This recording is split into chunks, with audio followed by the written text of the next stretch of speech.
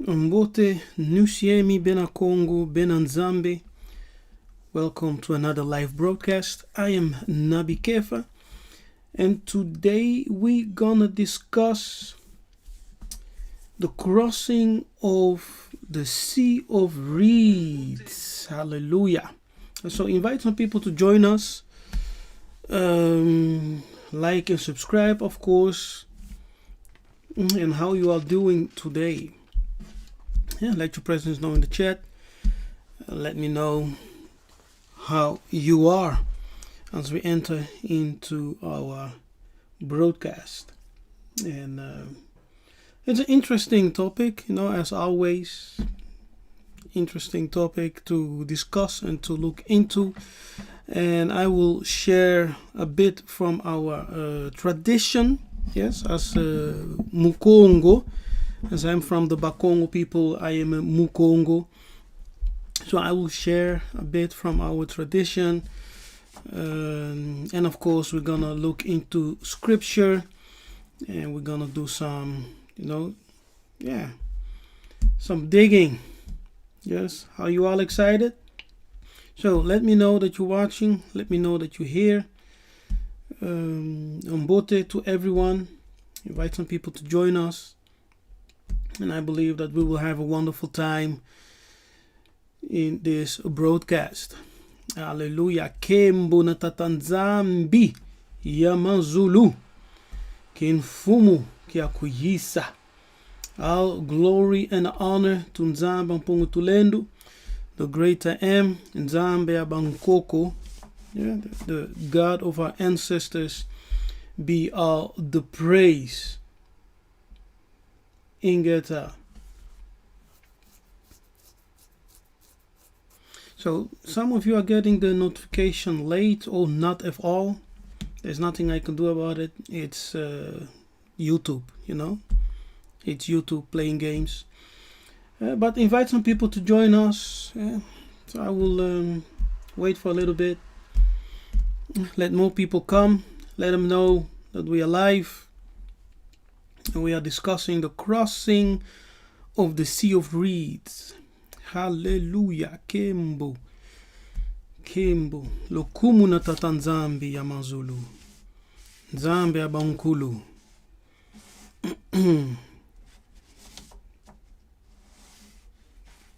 Yes, come on. Now let's start. Okay, let's start. So once again, greetings to all of you. Salembe. May peace and prosperity be with all of you. Ingeta. So the question is, did the ancient Israelites of the Bible, yes, the Israelite the Bible speaks of, did they cross the Red Sea and enter into Arabia? Yes, or did they cross the sea going to what? The south. Where is the land of Canaan?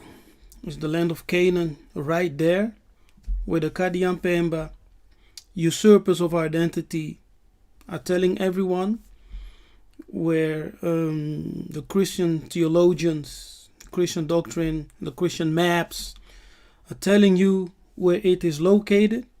In the Middle East, so-called Middle East, because the term Middle East is a recent term, it's a very young term, which they coined to separate that region from Africa, because originally even the Middle East is part of Africa. So it's Northeast Africa. But anyway, is the land of Palestine, the state of Israel today, is that the promised land? A huge question mark. Something that we should look into. Because if that's the place, everyone who considers himself Israelite will flock to that place. But the problem is, the people who are occupying that territory don't want you there. So what are you going to do? They don't want you there. And the original inhabitants, the Palestinians who were there, are being they are being genoed. So it's a huge conflict. So in this live broadcast, we are here to reveal the truth, okay? As we tell it, as we have received from our ancestors in our tradition. Yeah, so that is what we will do in this live broadcast. So we are live. It's not a pre-recorded message. We are live, okay?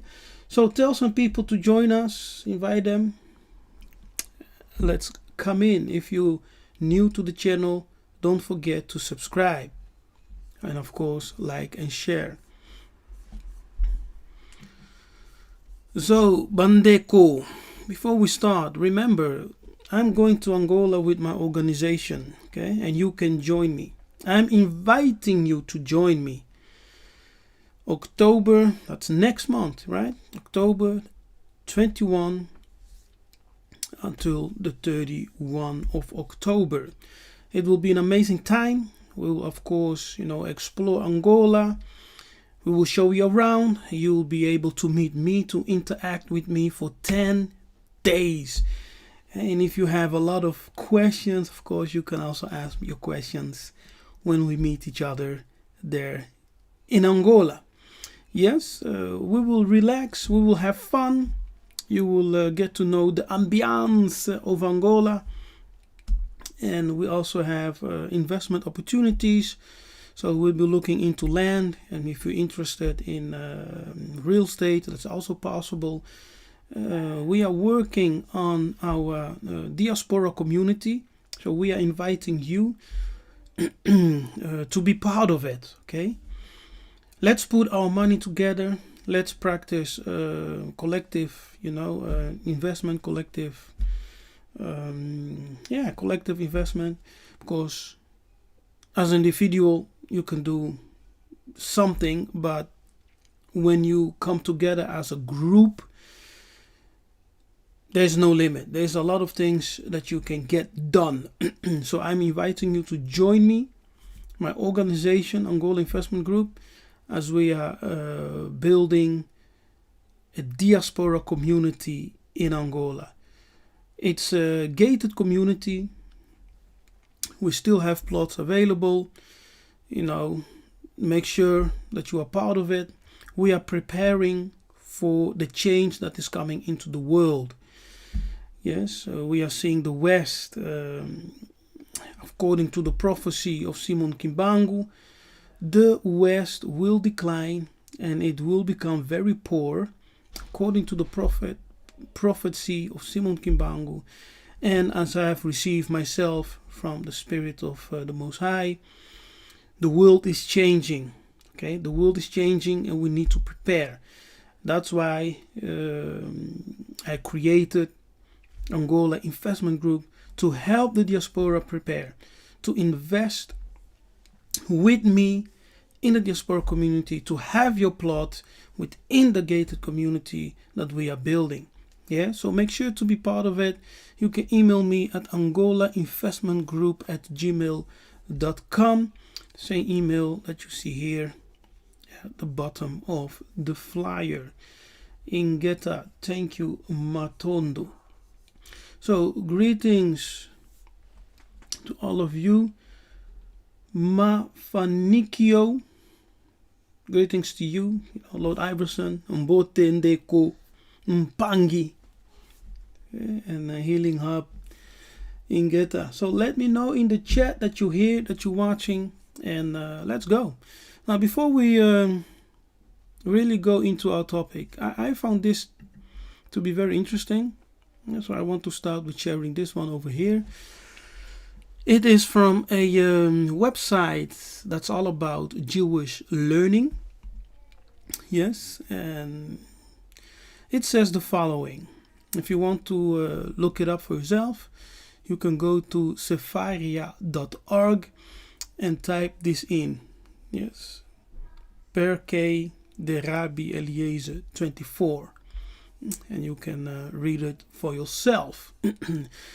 But anyway, it's talk about Nimrod and the Tower of Babel, and it opens with Noah and his sons. Yeah, and let's read. Noah brought his sons and his grandsons, and he blessed them with their several settlements, and he gave them an inheritance all the earth. He especially blessed Shem and his sons. Now look at the blessing here. Blessing is, I think, a bit strange. So he especially blessed Shem and his sons, making them dark but commonly. And he gave them the habitable earth. Yes. So let's continue for a moment. He blessed Ham or Cam. He blessed Cam and his sons, making them dark like the raven. And he gave them as inheritance the coast of the sea. He blessed Japheth and his sons, making them entirely white, and he gave them for inheritance the desert and its fields. These are the inheritance with which he endued them. Now, very interesting.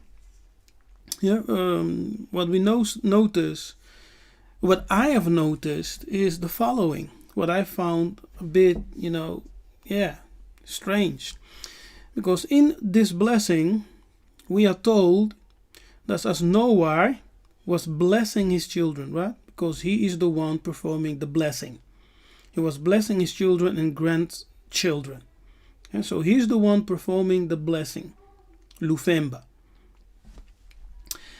And it tells us that as he blessed his sons and grandsons, making them.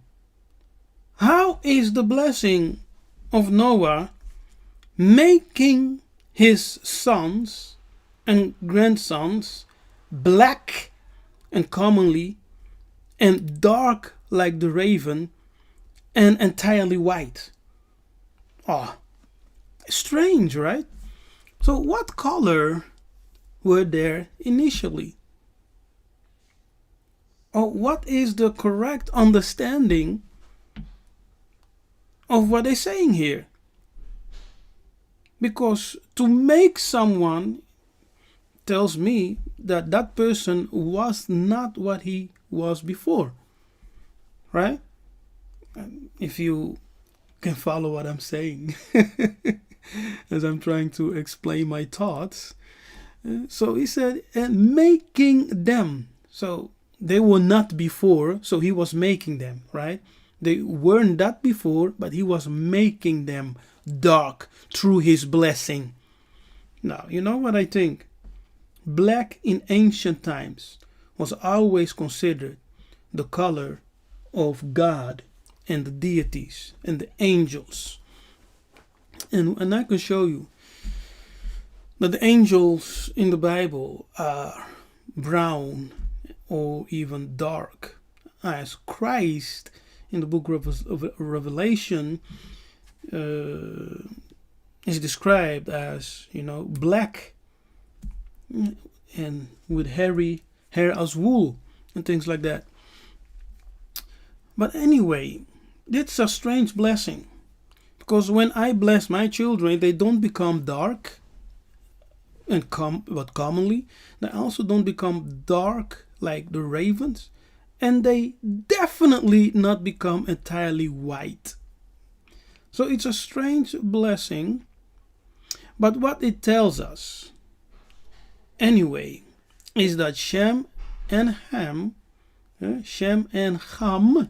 or Cam were black people, okay, Africans. So when we say Africans, people are triggered. Oh no, they're not Africans. Yes, they were living on the continent of Africa, so they were Africans. And of course, on the continent of Africa, we have different ethnic groups, different tribes, right? But living on the continent of Africa, they were Africans. And also, the name Africa itself, it's an indigenous name. It's not from Afrikaners, because we can break it down. and Dr. What is his name? Dr. Matole gave us a beautiful breakdown of the etymology of Africa. And this is what he says. The Mediterranean Sea was called Afar Ocean. The word Afar or Afura in Hebrew it's Ophia, the land of the Sun King. Now if you put Ka, K-A-K at the end, it becomes Afarka or Afuraka, Afuraka, which in Latin becomes Africa. So the name Africa is an indigenous word, according to Dr. Matole of South Africa. So Central Africa was also known as Akansimba. The A stands for land, the Ka stands for spirit, and Simba is the lion. So Simba is the lion. Also Nkosi in some Bantu languages also means lion. So Simba and Nkosi does not only denote the lion, but also leadership, right? One who is an authority, one who lords over others, one who is a leader or a king, a chief. It's also called Simba or Nkosi. See? So Africa is also the land of the spirit of the lion and the land of the leopard, because the leopard is also a totem, an animal totem that represents spiritual authority of the priest and the king, the high priest and the king. That's why in ancient Africa you will see the priest, the high priest and the king clothed in a leopard skin. Yes, amazing. So even Africa is a indigenous word, yes, from Afura or Afuraka, the land of the lion, the land of the spirit of the lion. That's why Judah, right? Lion stands for leadership. Lion stands for leadership, might. Panther stands for spiritual authority. See? So Judah, who is the leader, the king, is the lion. And Africa is the land or the land of the spirit of the lion. Amazing. Amazing. So Noah blessed his son, and what this tells us that they were black. Now, Japhet being entirely white, now I don't know about that. I believe if Noah had 3 sons, those 3 sons were black. Okay? Come on. If Noah had 3 sons and Noah is black, his children were black. His sons were black.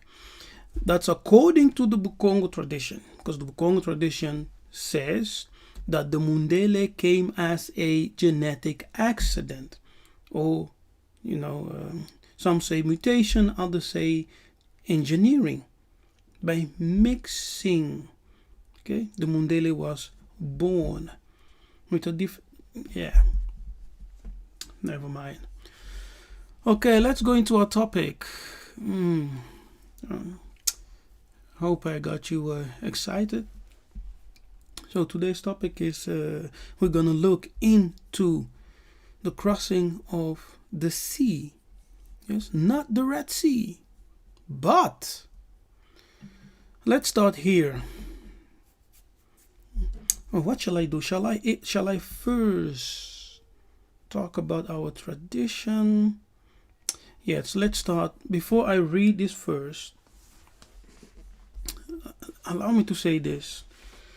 In our Bantu tradition, okay, not only by the Congo people, but also by other Bantu groups, we are told that our ancestors started in the Nile Valley region, okay? the Nile Valley region around the mountains of the moon. Okay, that is the origin, what we are told in our oral tradition, that's the origin of the Bantu. Now, when you do a Google search about the origin of the Bantu, you will get the works of Europeans, Kadi Yampemba, who will tell you that the Bantu originated in West Africa. Okay, and that's all they say. But when you question the Bantu people themselves, the elders, those who are knowledgeable, historians and etc., scholars, Bakaka, they will tell you that our ancestors, that they originated from the Nile Valley region, on the foothills of the Mountain of the Moon, and in time they went down the Nile. You understand? So they are coming from a higher altitude. So they went down the Nile, because the Nile River, the origin of the Nile River is the Congo River, the mountains of the moon between Congo and Uganda. That is where the Nile flows from. And its highest point is in South Africa. So it connects. So it's coming from the west, right? According to the geographic maps of today, the things are upside down. Let's keep it simple. So it's coming from the west. What today is called the Atlantic Ocean, in the past it was called the Ethiopic Ocean, right? So it's coming from the west. That's the Congo River, and the other origin is in South Africa, and they come and meet each other, yes, and then they flow down to the Nile, or to Mediterranean Sea, to the delta, and poof, they empty themselves in the Mediterranean Sea. That's the tradition. So our ancestors started there in the Nile Valley, and then they moved up, right? From that area, they moved down in the direction of the delta region. They first established themselves in Nubia. So you have the first king who started the first dynasty in Egypt, who is called Namer. Namer also means leopard. Leopard, so it's the leopard king. The leopard is the totem of the Congo people, as I explained. And this Namer is also called Menes.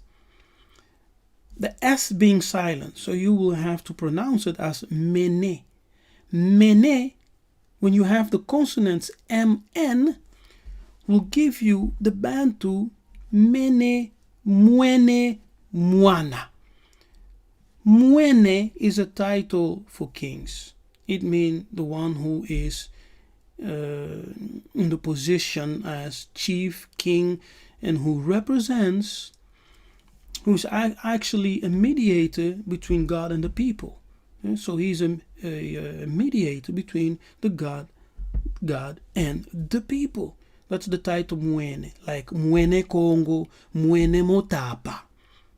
You understand? So this Mene or Menes, who is also called Namer, started the first pharaonic dynasty. That is all the movement of the Congo. So according to the tradition of the Bakongo and many Bantu tribes, we came from Central Africa, from the Nile Valley region, on the foothills of the mountain of the moon. We went down the Nile, established Nubia, and established Kemet. Yes.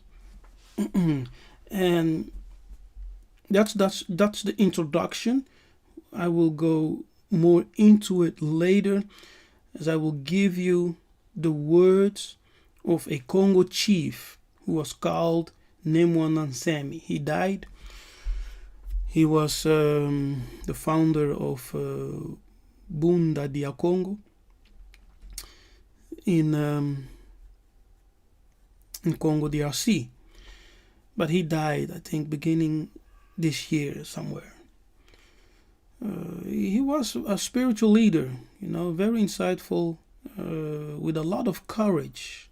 Okay, a lot of courage. So there's a huge difference in what the Europeans are writing regarding the origin of the Bantu and what our own elders, our own ancestors say.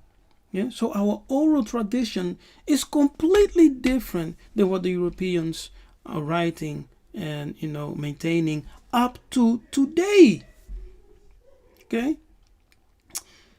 So I tend to listen more to our elders, scholars and elders who have the knowledge, than to blindly just follow the narrative of the Mundele, what they present.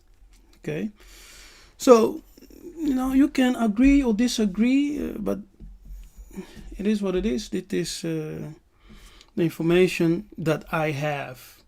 Okay, and you are free to agree or disagree. It's up to you. I'm just here to what? To share. Yes, not to start discussions and debates and things like that. Okay, so we came from the Nile Valley, we moved to Nubia, and we went to Kama.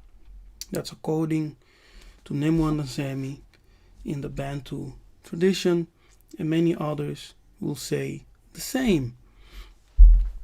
Ingeta. Now, when you look into the Bible, we are often told that the Israelites or the arch fathers, right? They were going up and down, okay? Going down to Egypt, away, from Egypt, going upwards. It's very interesting because we know, of course, the map is turned upside down. So when you go to Egypt, you're actually going down, right? And when you are going away from Egypt to the south, you're actually going up. Interesting. Now let's look into our scripture. Here. And Israel took his journey with all that he had and came to Beersheba and offered sacrifices unto God of his father Isaac. Yes. Nzambi Yabankoko, say the God of our ancestors. And God spoke unto Israel in the vision of the night. Yes, or night vision. And said, Jacob, Jacob. So he called him. He answered, Here I am. Here I am. And he said, I am God, Nzambi, the God of thy fathers, Nzambi Ampungu. Yes. Nzambi Ampungu, the God of your ancestors. Fear not, yes, to go down into Egypt, for I will there make thee a great nation. Wow.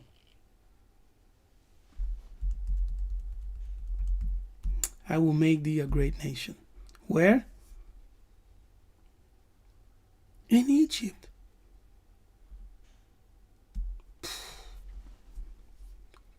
Where? So, what is the Most High telling him? He said, fear not to go down into Egypt, for I will there make thee a great nation.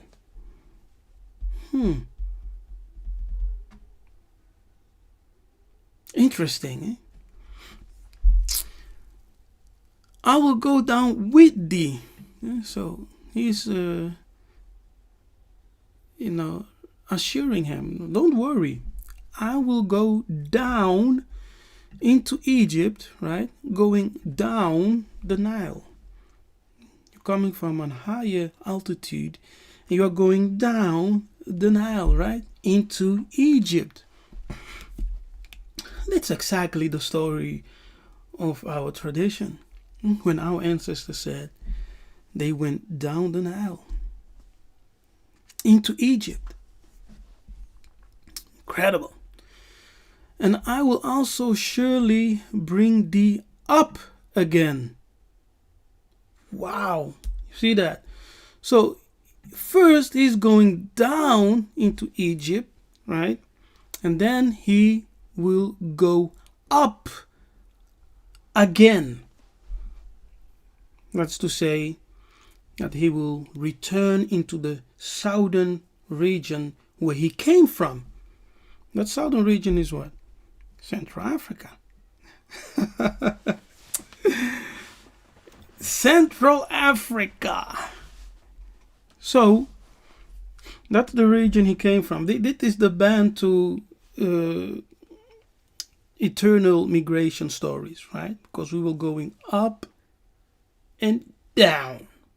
So our ancestors first went up.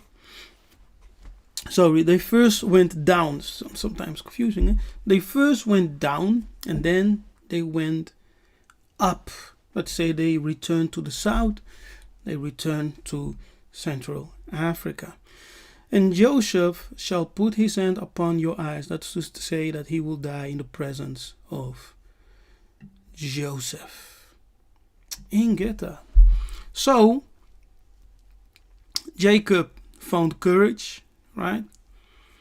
And he gathered his household and they went to Egypt. They went down into Egypt. Yes, all the tribes, as we are told. These are the names of the children of Israel which came into Egypt.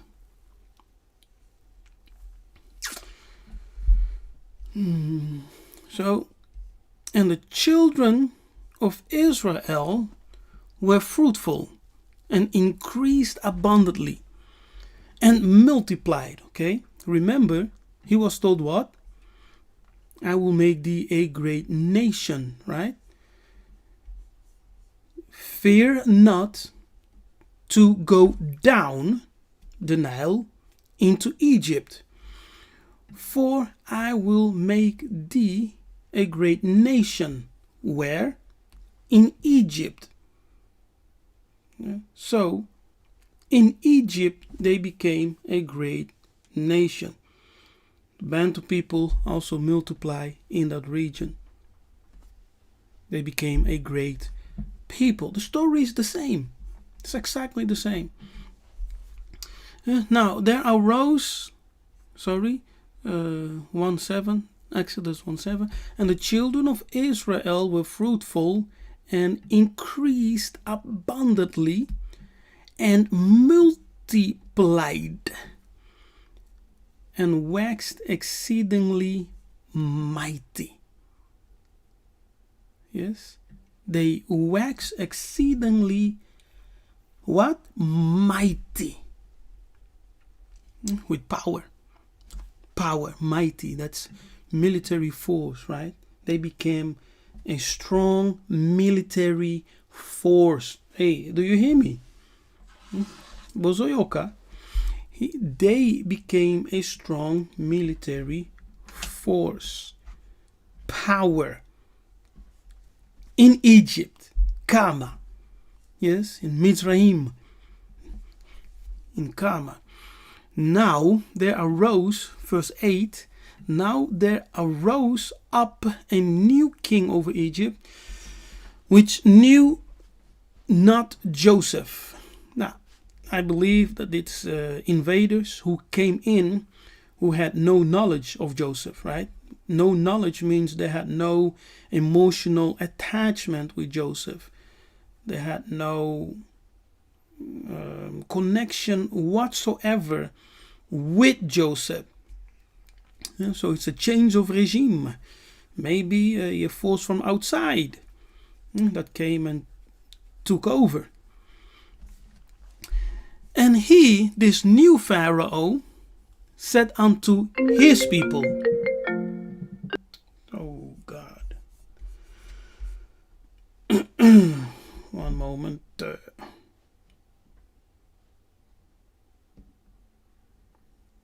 I'm in a live, can you believe it?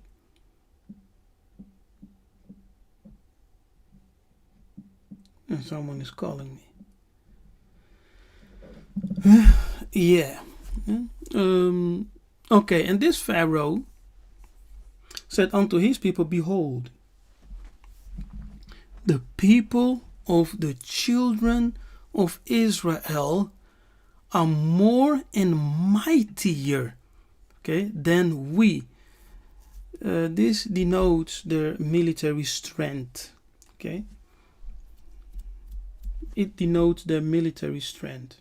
They are more mightier than we.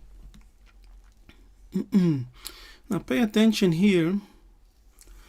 What it is said, the people of the children of Israel. Okay? The people of the children of Israel. Ami bene isolele. Yes. Ami bene isolele. The people of the children of Israel. People of the children of Israel. Very interesting sentence. Come, let us deal wisely with them, lest they multiply, and it come to pass that when they followed out any war, they join also unto our enemies and fight against us, and so get them up out of the land. You see that? So this might, it denotes military strength, the military power. Okay, that's what it's initiating here, the military strength, military power. Because Pharaoh was afraid, not because that they were just a multitude, but of their power. That's why he said, what happens when war, when war comes? Will they join our enemy? And so it shows that the Israelites were a strong force, military force. Where? In Egypt, in Kama, Mizraim. So we have two things here. First, let me go up. In verse 7, right? They are called children of Israel, Bene Isolele, Bene Yisraela. And then they are called another group, the people of the children of Israel. I found it very interesting. So, is this initiating that there are two type of status of Israelites, right? The children of Israel, Bene Israel, of Bene Isolele, and the people of the children of Israel. Anyway, just a nugget to throw out there. Okay, now eventually, as they became a mighty nation, they came out of Egypt, right? So you can read in Exodus 13, verse 17, and it said, and it came to pass when Pharaoh had let the people go, that God led them not through the way of the land of the Philistines, although that was near, for God said, lest peradventure the people repent, change their mind when they see war, right? When they see war, and they return to Egypt. Like, okay, let's return back to Egypt. But God led them, or God led the people about through the way of the wilderness. Midbar in Hebrew. The way of the wilderness, not sandy desert. Of the Red Sea. Yes, so the way of the wilderness of the Red Sea. And the children of Israel, Yisolele, went up. Yes, out of Egypt, going up is going through the south. Yes, going to the south. So they went up to the south, harnessed out of the land of Egypt. Yes, so they went out of the land of Egypt to the south. The Red Sea. Is it truly the Red Sea? As we are told, right? What's the truth? What's the truth about the translation of Yamsuf, which is translated as the Red Sea? Upon leaving Egypt, misconception. Well, let's read. It is from a Jewish site, I believe. Misconception: upon leaving Egypt, the Jews crossed the Yamsuf as the Red Sea. Okay? But I will not read all of it. I will just go directly to what I want. Okay, you can read it. You can go to jewishaction.com, yes, and read this article. Background: determining the correct translation of Yamsuf is not simply a matter of ascertaining the meaning of the word. Rather, several issues need to be addressed. Is the body of water that is today called the Red Sea the one that was split for the Israelites to pass through? Irrespective of the location, is Red Sea an accurate translation of Yamsuf? Assuming Red Sea is the literal translation of Yamsuf, does that make it the correct translation? Question mark. A lot of question marks here.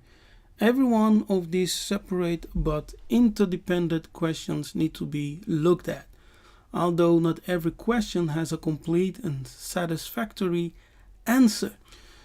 The name Yamsuf appears in Tanakh a total of 23 times. However, most people associate Yamsuf with the body of water the Israelites crossed while fleeing Egypt. Many of the sources that translate Yamsuf as Red Sea indicate that literally it means, yes, the literal meaning is sea of reeds. See, for example, the Interpreter's Dictionary of the Bible, okay, etc. Okay. Now, when we're going to the Strongs, where we are, and you can see, of course, that the Israelites, the people, which is in biblical Hebrew, which is also the Kiswahili Ami, which means people. Yes, Ami. So not Ami, which means people. The wilderness is Midbar. Okay, and it's not a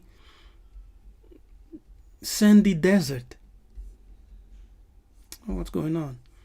So let's open up, for example, as we go, Midbar, right? The wilderness. Now look at this. Midbar, wilderness, is translated as wilderness, the King James, 255 times. 13 times as desert. Wilderness, Midbar, means pasture. Yes, it means pasture. uninhabited land. Okay, let's go down. Strong's definition: pasture. That is to say, an open field. Do you see that? An open field. Whither cattle are driven. You do not, drive your cattle in a sandy desert. Cattle, animals, do not eat sand. Correct? They do not eat sand. So the wilderness, midbar, is actually a pasture, a place with a lot of green.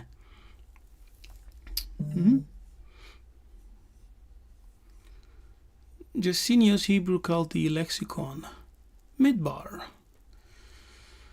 An uninhabited plain country. Okay, let me zoom in some more. A uninhabited plain country fit for feeding flocks. Oh, that's not the desert. That's not the desert. Not desert. It says it like right there. Not desert, but a pasture. Yes. But a what? Pasture.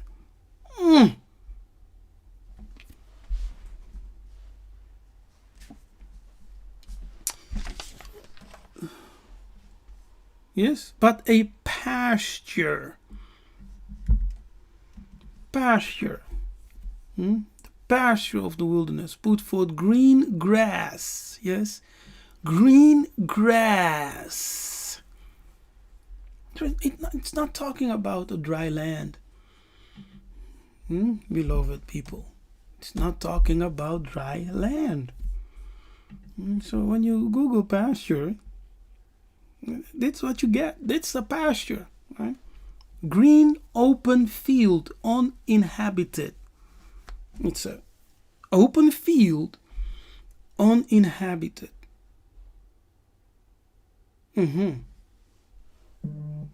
Okay. No sandy desert. No sandy desert. Let's read this again. Gesenius Hebrew called the lexicon. Okay. Midbar. An uninhabited plain country. Here you have an uninhabited plain country. And Africa has a lot of this. Okay. A lot. When you come with me to Angola, I will show you. Well, we have our plots. We have a lot of open plain fields where nobody is living. Okay, it's just open. Wow. A lot of space. You can feed your animals. You can start farming, whatever you want. Yes, beautiful, beautiful place. Okay, look at this. Plain country. Fit for feeding flocks. Okay, what you're seeing here, look at this. Feeding flocks, people. Feeding flocks. Fit for feeding flocks. We're not talking about a desert, sandy desert. Animals do not eat sand. You see that? So when you go to Angola, you go to Congo, you go to Uganda, you go to Kenya, you go to Mozambique, you go to Zambia, you go to Botswana. Hey, that's what you see. That's the midbar. That is the plain field. Full of green, fit for flocks to feed. Yeah, fit for feeding flocks. Not desert, but a pasture. Pasture. From a root that means to lead to pasture. Yes, to lead to pasture. You see, so when the Bible says he's bringing us to the wilderness, I am bringing you to the wilderness right now. When I say, come, join me, with the diaspora community that we're building, it is in a plain country, fit for feeding flocks, for agriculture, and for all kinds of business. Fatness and fertility. Yes, that's one understanding. Look at this. Pastures of the plain are flourishing. Of Psalm 65:13. The pastures of the plain drop. Fatness. See it? Fatness or fertility. Ingeta. Oh, brothers and sisters. Brothers and sisters. Okay, let's continue. Now, Yamsuf, okay, the midbar of Yamsuf. That is the plain country or pasture, right, of Yamsuf. That's to say, there's a river.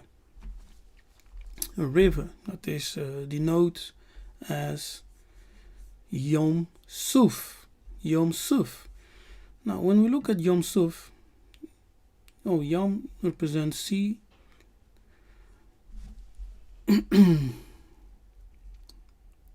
Okay. It's translated as red 24 times. Weeds 1 time. Reed. Yeah? So, water plants. Water plants. There are no water plants on the so-called Red Sea. Red Sea is a salty sea. No plant can grow there. Okay. And let's go down.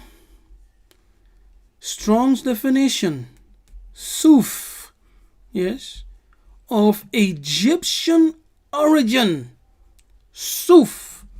Of Egyptian origin. A reed. Especially the papyrus. Mic drop. Mic drop. Especially the papyrus. What does it mean? So, we are told here, the Nile, the river, when it overflows, is create a beautiful place, pasture, for agriculture and for animals to feed, right? I don't need to explain this in great details. You all know. When the Nile Valley floods, it created fertile land for agriculture and pasture for flocks to eat grass. Okay? Now, among the river Nile, we had the papyrus plant, the reeds. Okay, the reeds grew along the Nile. Papyrus.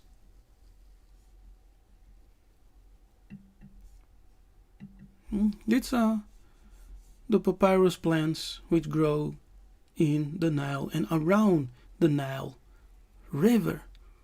Yes, and when you follow the Nile River up, where do you go?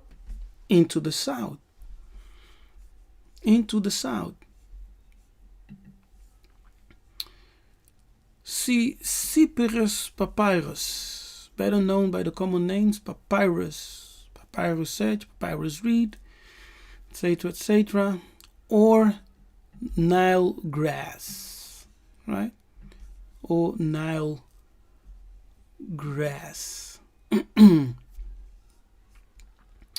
Nile grass. Yes, in the Nile.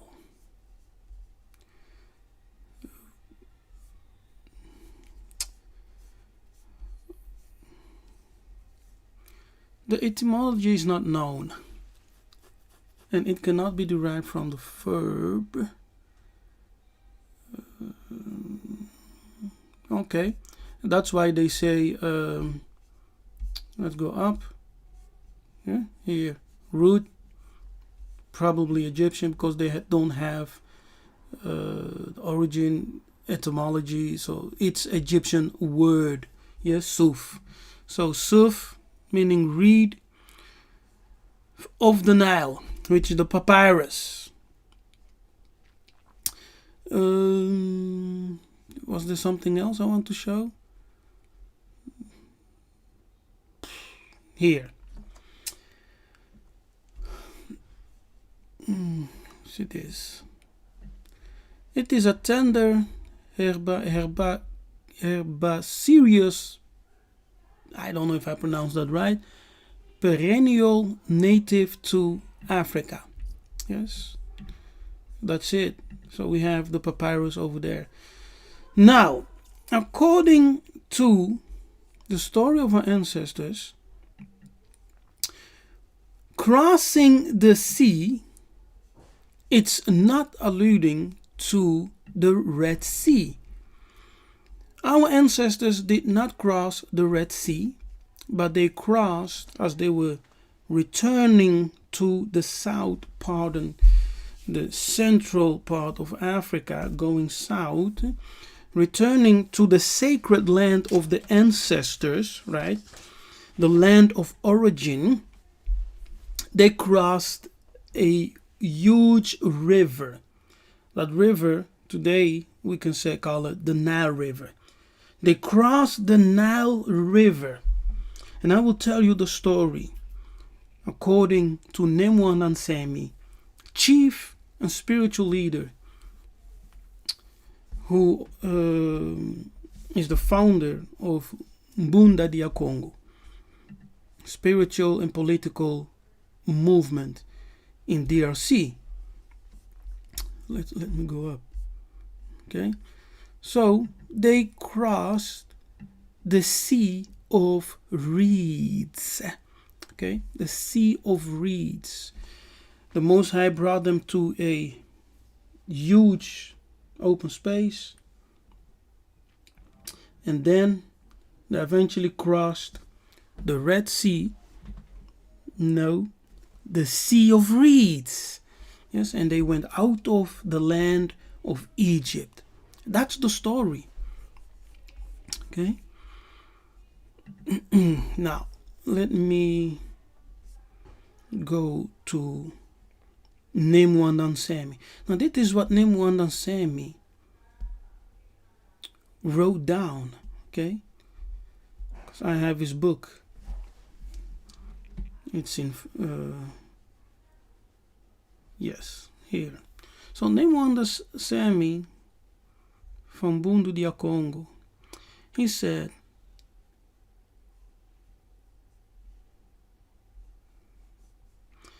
Almighty God, that is Nzambi Ampungu Tulendo, said to our ancestors, Nkunkulu, it was for my love that I created mankind, Kimuntu. To you, my beloved people, who bear my name. Wow, so that's scriptural, right? It is name Ntotila. He said, the people whom he loved bear his name.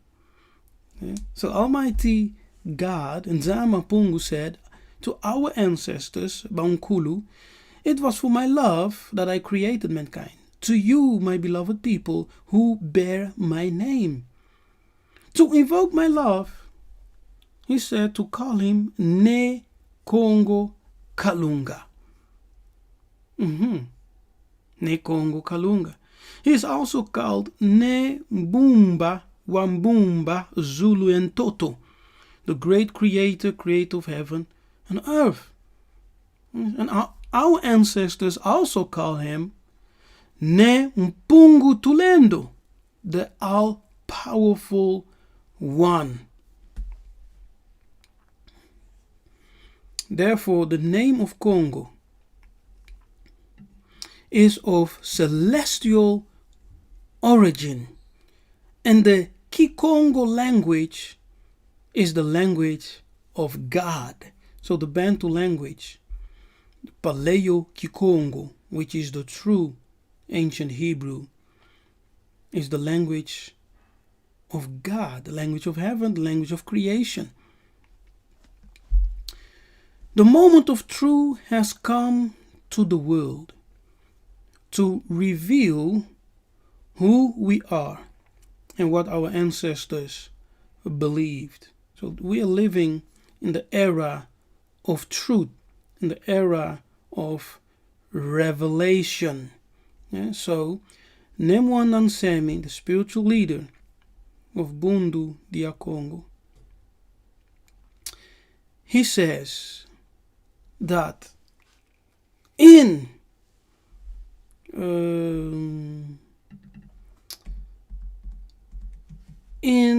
4300 BC, the Bena Kongo tribes left Nubia and descended to the Nile.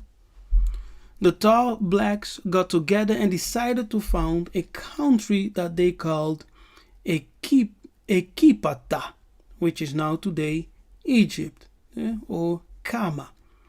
In the year 4000 BC, Egypt was the first developed country in the world in all areas, religiously, politically, and technologically.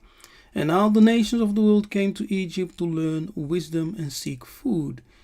In front of foreigners of all races, riots began to spread across the country.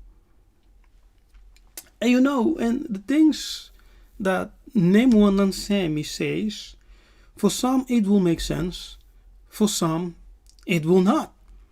Yeah, for some it will answer certain questions, and for others it will even increase more questions. But when you are searching for the truth, the more knowledge you gain, more questions will also come. Right? That's the way it is. So he continues and he says that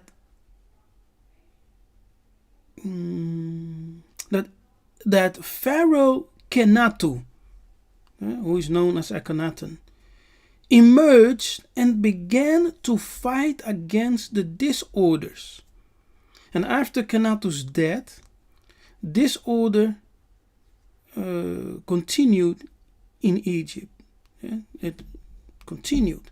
So the Bena Kongo were mistreated, and they preferred to leave Egypt and took refuge in Ethiopia. And in Ethiopia, Queen Makenda Saba, Queen of Saba, of the Bena Kongo tribe, who had a marriage with King Solomon.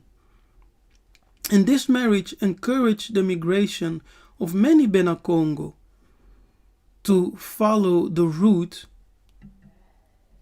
down up the Nile.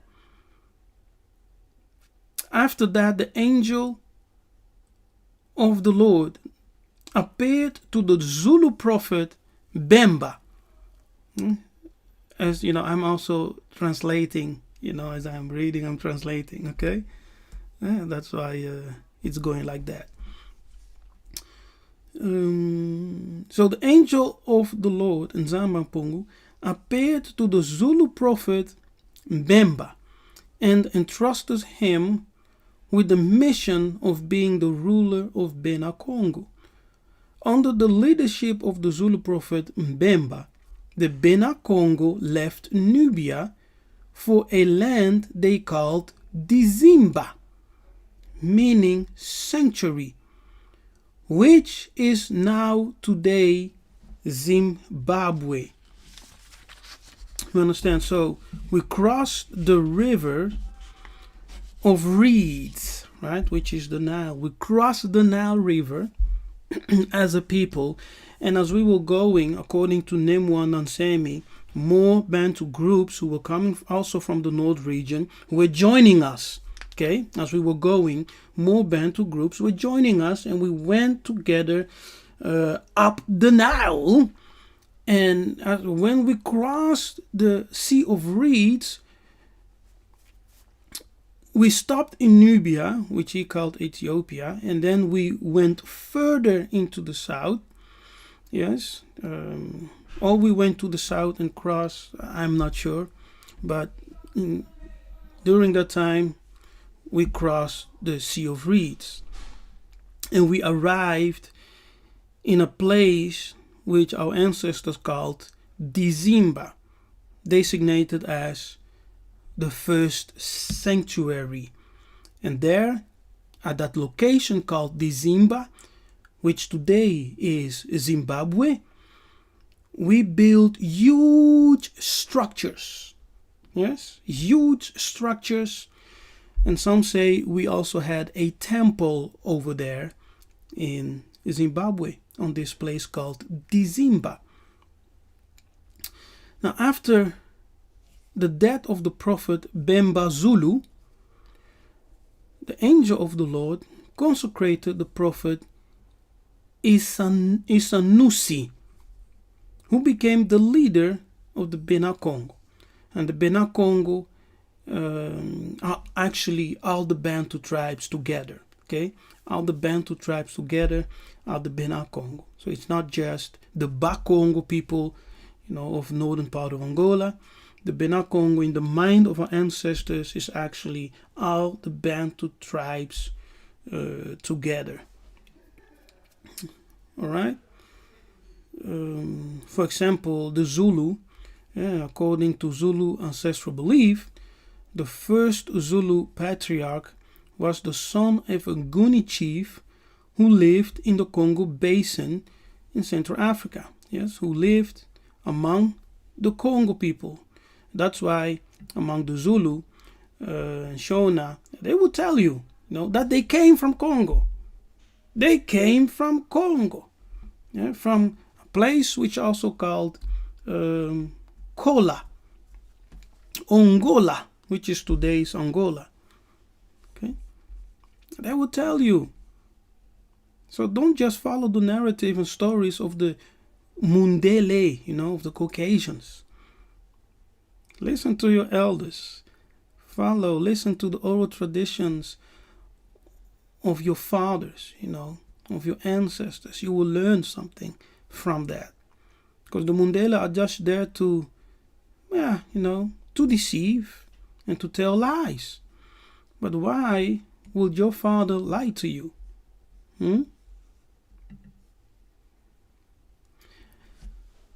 Where are we? Let's see.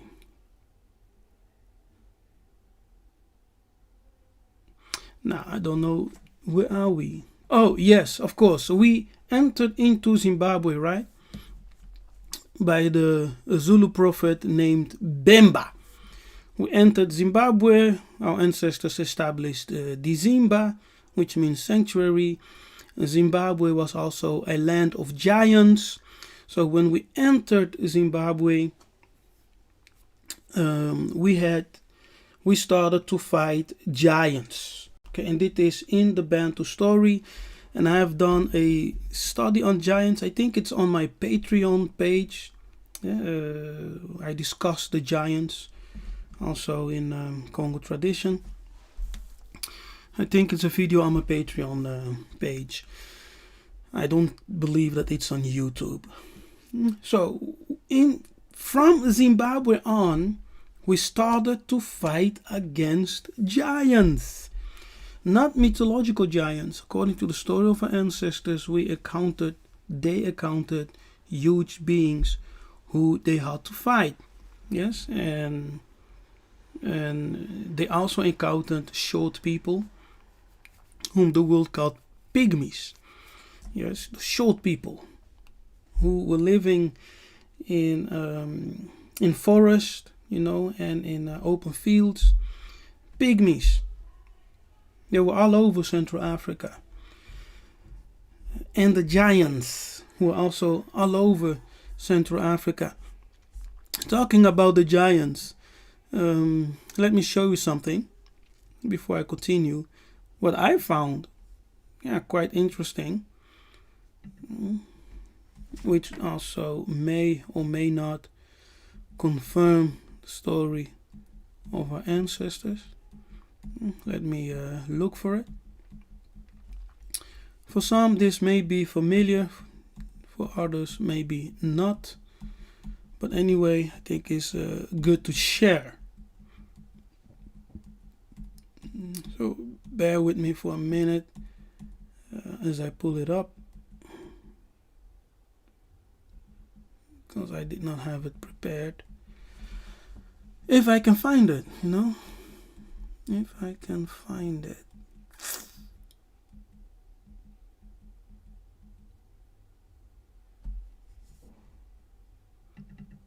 I will show you two maps, okay? Two maps.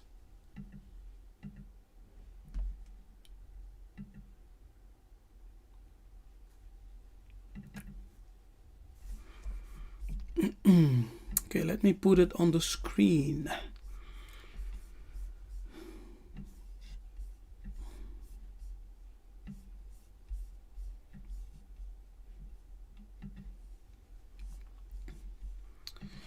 So when our ancestors entered Zimbabwe, immediately they started this campaign, of taking lands, fighting huge creatures who are called giants.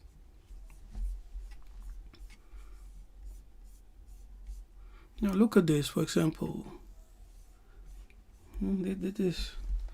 So this is a map from what year? I don't see the exact year.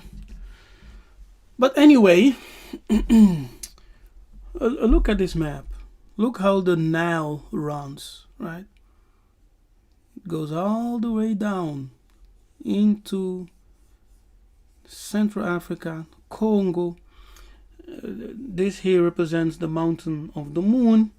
And look at this cyclone over here, or cyclope, right? One-eyed giant. Look at his skin. Mundele kadiampemba, right? Ngulu. Look at his skin. Poso ya ngulu. See that? Why is there a giant illustrated on the map of Africa? Now, this may or may not for some confirm our story. Yes, that when our ancestors said that when they started to enter and penetrate the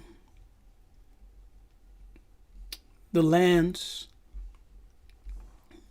they were confronted with giants. Now, and when you zoom in into Central Africa, interesting, see, when you zoom, it's a map from Africa. It's a map from Sanuto 1588. Okay, Giovanni Carlo. It's Italian. It's written in Latin. So Africa tabula. It's the table of Africa. So when you zoom into the center, in the Kati, right, the center, we see Bena Kongo, the Kingdom of Kongo, right here, right, the Kingdom of Kongo. We see the Nile, see, the Nile that connects with the Congo River and then continues to the south. See that? Here. Exactly. But in the center we have Iuderum Terra. Iuderum Terra means what? It means the land of the Judeans. Iuderum Terra. In the heart of Africa. Congo Katiopa. Okay? In the heart, in the center, Kati. In the center, the heart of Africa, we find written in Latin, Iuderum Terra. Coincidence. It's just a coincidence. It's nothing to it. it's just a coincidence. Interesting though. Interesting. Okay.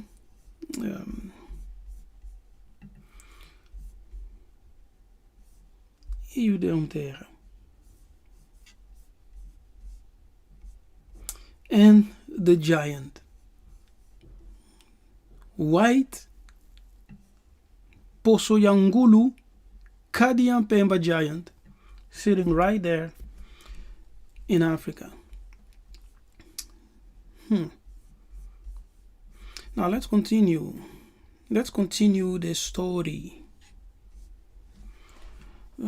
Okay, so after the death of the prophet Bemba Zulu, the angel of the Lord consecrated the prophet Isanusi, who became the leader of the Bena Kongo. After Zimbabwe, interesting, Zimbabwe also means land of the giants, under the leadership of the prophetess Mbangala, the Bena Kongo entered the Kalahari Desert. Okay, so we left Dizimba, which is Zimbabwe. We entered into South Africa, right? Monomotapa, South Africa. And then we started going down into the Kalahari Desert. So we entered the Kalahari Desert. And interesting,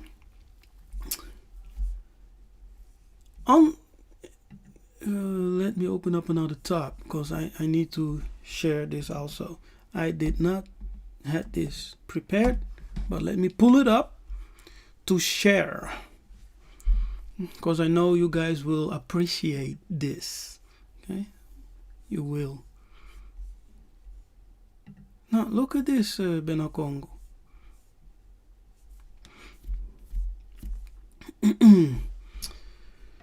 Let me share the screen. Okay, look at this Bena Kongo. Oh, it's a deep study, by the way. You guys need to watch this, okay? Go on my YouTube channel, watch this breakdown. Very powerful. I did not share everything, but very powerful. So we entered into the Kalahari Desert. And in the Kalahari Desert, European settlers, right, of South Africa, the Dutch and the Britain, they started to dig around the Kalahari Desert because they were told by the San people and the Khoi people that there exists a ancient city, and that there used to exist an ancient city in the Kalahari Desert, what's today's called desert. And the Kalahari Desert is a desert. It's not a wilderness, not Midbar, it's a true desert. The city was destroyed, leveled to the ground. Yes, so the Europeans, missionaries, researchers, archaeologists, and whatever, they went and they started digging. And they found certain things which they are keeping secret. Because this is not a very known thing, and they keep it secret. They keep it shushed. But anyway, a Congo cross or Loa symbol was found in the Kalahari Desert, made of stone, as you can see. See, it says the Congo cross or Loa symbol is a circle. It's a circle with a cross in it. Okay. That cross or X is the letter Taf. The letter Taf stands for a mark. Yes, a mark. Was found in the Kalahari Desert, according to Bukongo tradition. Is part of the priestly initiation in the Lemba and Kimpasi School of Mystery. Okay? The symbol is used in the Congo mystery schools. The symbol is used in the Congo mystery school. Amazing. So I just wanted to add this information, this nugget in there, so that you know. So the Kalahari Desert used to house a city which was destroyed to the ground. And very interesting, they found, and it's an illustration of it, a Congo cross made of stone, right there. So our ancestors passed the Kalahari Desert. As they passed the Zimba, right? They left walls and a lot of things over there. Also, when they passed the Kalahari, they left something behind. Now, they do not tell us who the inhabitants were of this lost city of the Kalahari. They just call it a mysterious city. The same as the walls of Zimbabwe, right? They just call it a mysterious city. We're not sure who built it. Maybe it was Europeans, maybe. Things like that. But we know our people crossed. Yes, they crossed the Zimba. They built a sanctuary over there in Zimbabwe. They crossed the Kalahari. They also left something behind over there. And then they enter Angola. Let's continue.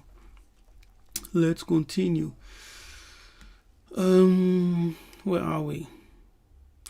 So the Bena Kongo entered the Kalahari Desert. That's when they started intermarrying with the Pygmies. The union of the Bena Kongo with the Pygmies gave rise to the Herero or Bahelele of Namibia, who even today speak languages similar to those of the Pygmies. Click languages.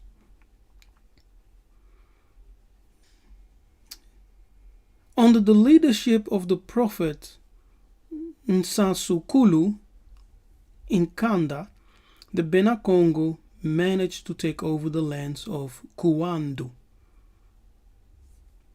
Kubangu, Okafambu, and Kunene.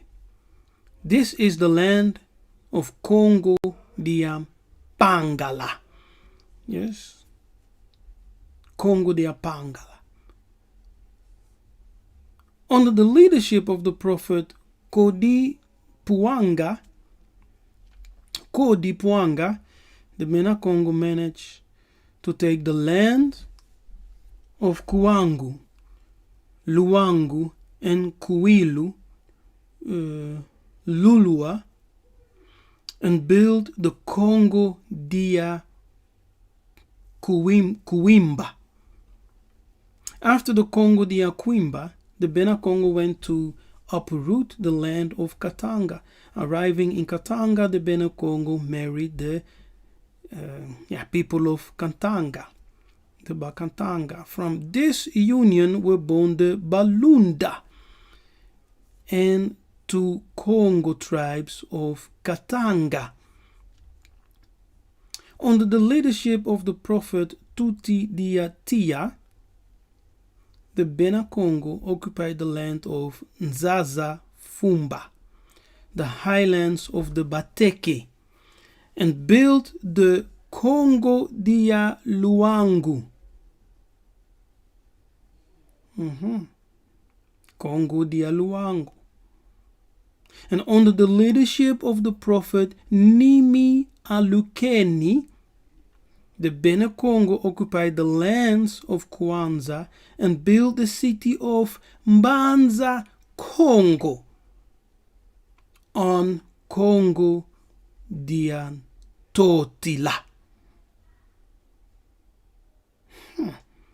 Yeah, so we went from Egypt. You see, this is the whole migration.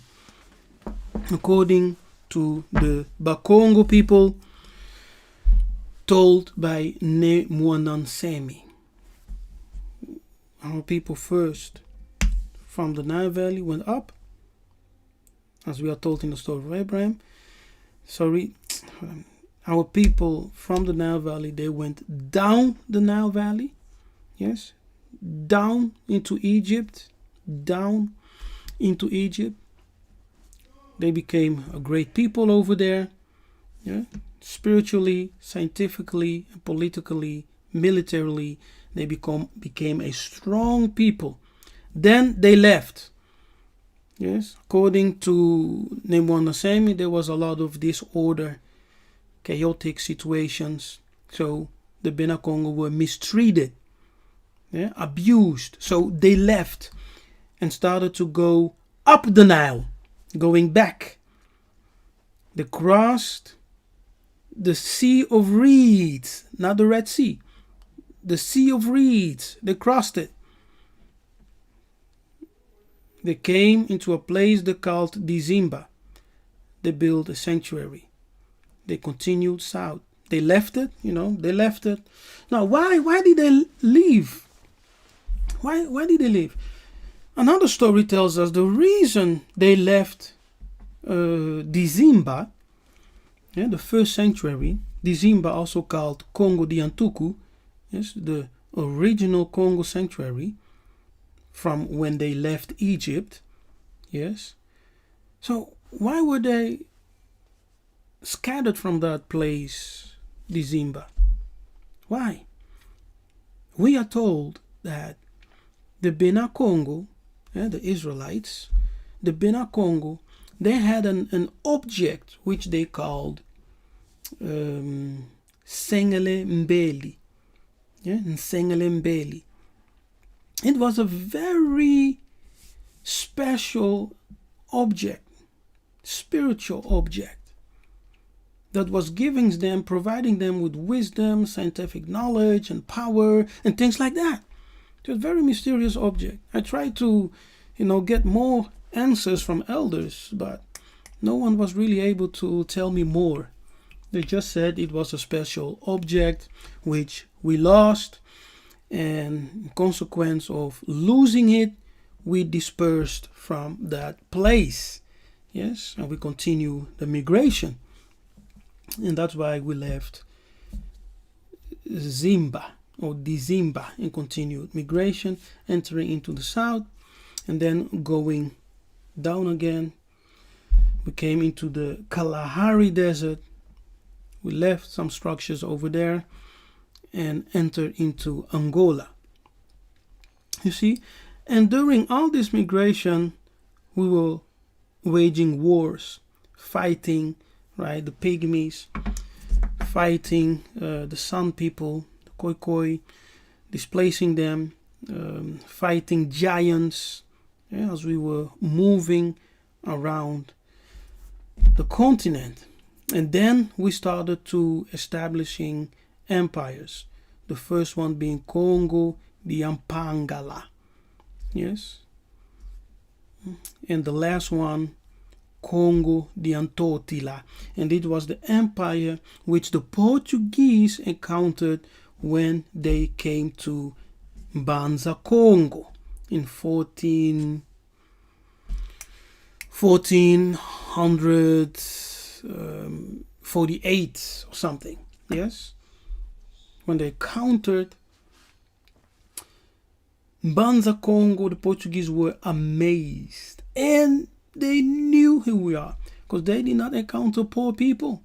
They encountered a very strong, organized, right, spiritual people, strong people, beautiful palaces, paved roads, etc. If you want to believe the stories anyway, some people find it very difficult to believe. But that's what the European found. They found a well-organized, structured empire. Ingeta. Kembo. Kembo. Yes, I am done with this episode. Thank you for being here. Thank you for watching. Yes, I am Nzambi Ampungu. Like and subscribe if you're not. And of course, you can still share this video. I'm inviting you to join me to Angola this October, 21 to 31 of October, for a great time. We will explore Angola. There's also opportunity for you to invest in land acquisition. Why invest? We are building a diaspora community, and when we come together, when we practice collective economy, we can do much more. Yeah? So we have the land, and I'm inviting you, join me. Let's work together. Let's build the diaspora community, and let's prepare for a future on the motherland. As Europe will go down according to the prophecies, we know, as Kimbangu said, Europe will diminish, the West will diminish, and Africa will be elevated. So let's prepare, let's position ourselves rightly, so that when things go to hell, we have our refuge. Like it states in the Bible, escape Babylon. Yes, it does not say wait for the rapture, but it says escape Babylon. So let's escape. Let's prepare. Preparation does not mean that you have to relocate or move tomorrow. No, it just means preparation. So let's prepare. One of the way we prepare is to invest with me in the Angola diaspora community. Yeah, this is what we want to build, a beautiful diaspora community. It's just an inspiration. And so come with me, get to know more about this. You can email to angolainvestmentgroup@gmail.com. You can also visit our website, angolainvestmentgroup.com. Yes, if you want to learn more, of course, don't be hesitant to just email me and ask your question. Ingeta. So, Bandeko, I thank you for being here. I thank you all for your presence in the live chat. I see that you guys were busy in the chat. I did not pay any attention to the chat because sometimes it can just distract you from what you want to deliver. But okay, I see that you guys were very busy in the chat. So I'm not on StreamYard, so I have no way of sharing some of your chats on the screen. So unfortunately, let's see. I will not react to the chats now because it will make the video even longer. And I'm done. I'm done. So blessings to you, Bena Kongo. I have more teachings coming up on my Patreon page. Yes, more teachings coming up on my Patreon page. Teachings like the mystery of the fringes. It's very powerful. I've shown you a little bit of it already, but I will post the complete teaching, a pre-recorded teaching on my Patreon. The mystery of the fringes, and another one, Judaism, African tradition. Yes, Bukoko. Judaism, African tradition, Bukoko, which will also be on Patreon, not on YouTube. So if you're interested in getting more knowledge, in getting, access to the videos which are not here on YouTube, become a patron. Okay, come over to my Patreon page and support me over there. You can also support by PayPal. PayPal link is in the description box. So if you love what I share, the work that I do, and you appreciate the time that I take, just to come on, to do a live, to do a recorded teaching here on YouTube, of course, your support is welcome and it's highly appreciated. Because everyone just wants knowledge for free. But do you think that I'm getting all this knowledge for free? No. I am investing time, I'm investing money, investing, in relationships, talking with people, asking questions to elders, and things like that. Yeah, so I'm investing a lot. So your support is highly appreciated and welcome. Yes, by PayPal or via Patreon, where you also get access to more teachings and videos. Today, unfortunately, I will not be answering questions in the chat, but maybe next time when I am on, how do you call that, on that other platform. Okay? So, Kembo, Nzambi Ampungu Tulendo, Beluka, Bena Kongo. Until we meet again, may Congo reign. Ingeta.